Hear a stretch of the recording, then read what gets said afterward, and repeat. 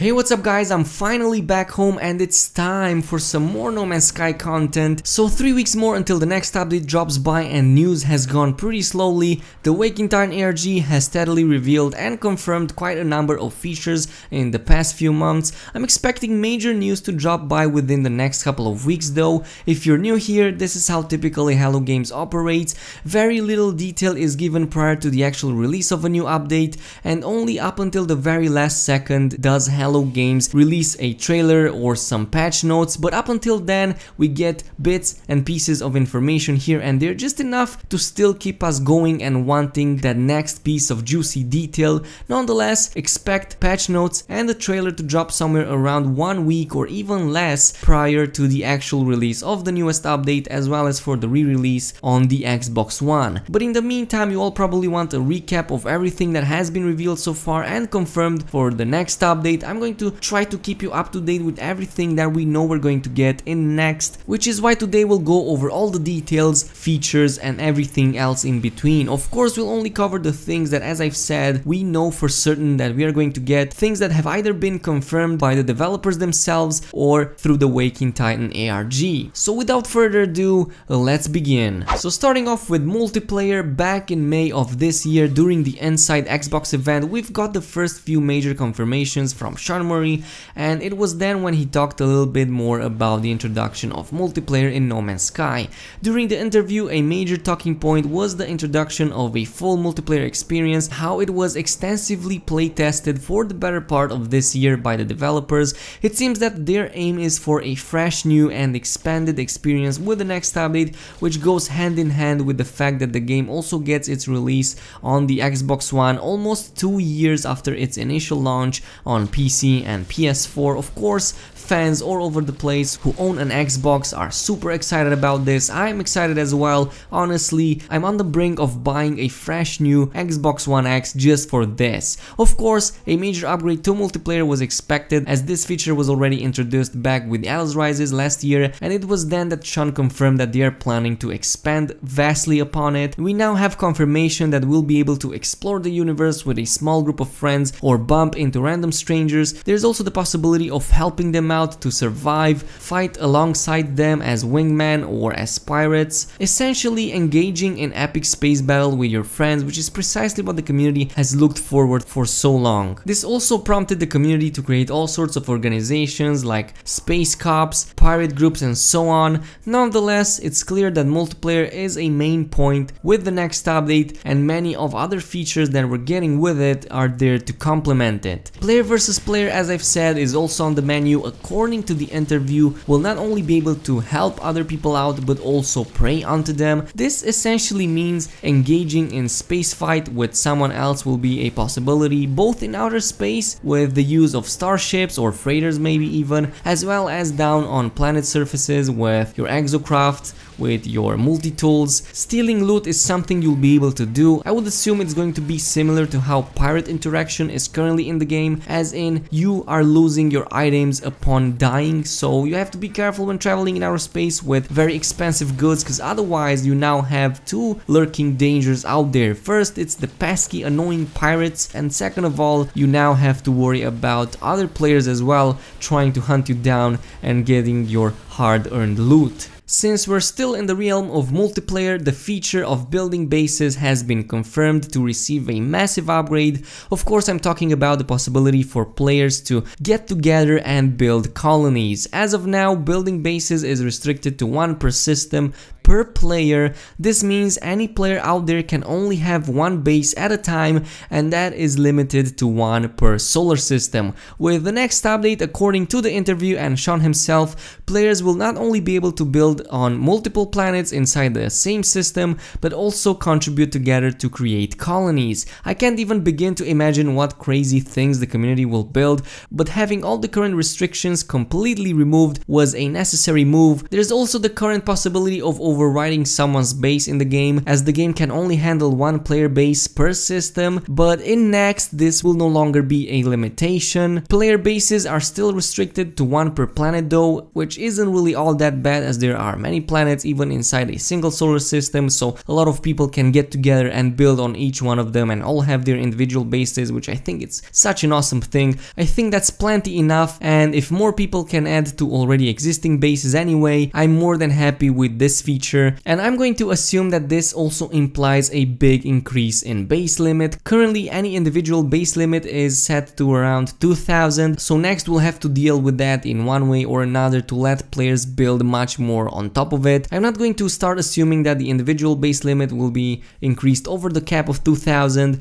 as that is more than enough to build quite huge structures, but I do expect the colony feature to let us build way over that. I mentioned previously about features added to complement multiplayer, and the new character models we're getting is of course one of them. The promise of a full multiplayer experience could not even exist if players didn't have a way to make themselves more unique in the universe of this game. Player models were teased over and over again since the initial box cover reveal, and of course we also had a hefty amount of model variation. Most of the reveals came through the Waking Time ARG, either through a form of holograms, glitched images, and we even have an in-game render of it. This was present on the pre-order bonus pack that we checked out last week, so we finally saw how the new character model looks in-game, and that was pretty bare bones, but it still looked pretty freaking awesome. It's something that we wanted for so long. What we know so far is that these models can look significantly different from one another, to the point there's actual skins for certain body parts. So in the example of the Xbox One pre-order bonus, we know that the helmet or the visor, whatever you want to call it, has the possibility for you to customize it and look like the Xbox logo. Nonetheless, a form of character customization will definitely be present in the game. It could be through a character builder, through player skins, maybe even procedural generation, since that's a defining feature for No Man's Sky. The character models themselves range from quite basic to more complex and with various types of armors onto them as well as gadgets. I'm sure many of you have noticed the suits looking significantly different from one another. The box cover art shows 4 characters in the middle, all looking vastly different and all having different gadgets and of course different colors as well. The hologram and blueprints also show the same type of distinction. We even know that the round gadget on the shoulder, and according to the sketch, it's some kind of blueprint projector, maybe the exact same one we are using when building stuff up. So for example, when you're building a base, you always see a hologram of what you're about to build to show others what you're trying to build. That will be like super awesome, but even if it's just cosmetic, I'm more than glad to have it, as I really love customizing characters. So player models is one of the features I'm most excited about. Hopefully a third-person mode will also accompany it somewhere down the line. Another major feature confirmed through the ARG is of course ringed planets. This was first hinted towards on the cover art, but it was later in the Waking Time ARG about a month ago when a full hologram of it was revealed. Ringed planets don't exist yet in the main game, and the only way you could get a glimpse of how it looks in it would be through the use of certain mods, which only work for the PC version. Still, it was something the fans have wanted since the very beginning, having more planet variety, not just biome variety. So far only this new type of planet has been hinted and confirmed, but down the line, maybe in a future update, I'm expecting more types of planets to be introduced, such as for example gas giants, which is also something a lot of people have been looking forward to. We did talk about ringed planets when the reveal first happened, and I wanted to talk about how Hello Games could potentially make the rings render. It could be either through a simple texture, much like how mods do it right now, or an actual render of all the particles and rocks that make up a ring. Some of you also suggested it could be a combination of both, as in having a texture LOD when you're far away, and as soon as you progress forward and get closer to the planet, the game would start rendering all the small bits and pieces that make up that ring, and that would be like super awesome. I'm also going to assume that this might require another universe regeneration, as it happened before with Atlas Rises and when we got a new bunch of biomes. We haven't been given detail on this, this yet, and I'm not expecting Hello Games to drop any news on this up until next actually releases. This is what happened previously with Alice Rises. By the time we realized that the universe was completely changed, we already had the update and we were already in game, so I'm going to assume this time around will also go in a similar route. And yeah, just expect that your current base or home planet to look significantly different with the next update. If that's for the better or for the worse, it's anybody's guess. A new ship type was also teased through the Waking Titan ARG. It appears to follow the same route as the previous exotic ship from the Alice Rises. If you didn't already know, before Alice Rises got released, the current exotic ship type that we get in the game was also teased through some glitched images people were able to dig out. It seems that the new ship type might fall in the Dreadnought/Corvette category from other similar games.